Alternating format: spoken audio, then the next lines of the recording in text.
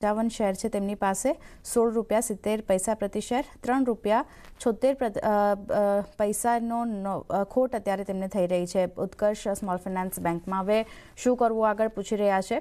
કઈ રીતે ચાર્ટ જોઈ રહ્યા છો અહીંયા ઉત્કર્ષ એસએફબીના અને શું વ્યૂ રહેશે? उत्कर्ष फाइनेंस बैंक ની અંદર જોઈએ તો સારું પ્રેશર આપણને હાઈ લેવલ્સથી બધું જોવા મળ્યું છે। છેલ્લા ઘણા સમયથી લોઅર ફોર્મેશન ફોર્મ થતી જોવા મળી રહી છે, જે ઇન્ડિકેટ કરી રહ્યું છે કે ક્યાંક ને ક્યાંક અહીંયા આપણને હજી પણ નેગેટિવિટી ઇન્ટેગ્રેટ થતી જોવા મળી શકે છે।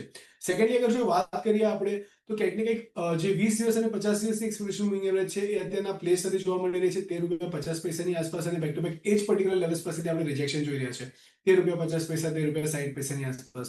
તો જો અગર નિયર ફ્યુચરમાં આ લેવલ સરપાસ થાય છે, એની ઉપર સસ્ટેન થતો જોવા મળે છે, તો અહીંયા તમે હોલ્ડ કરીને ચાલી શકો છો।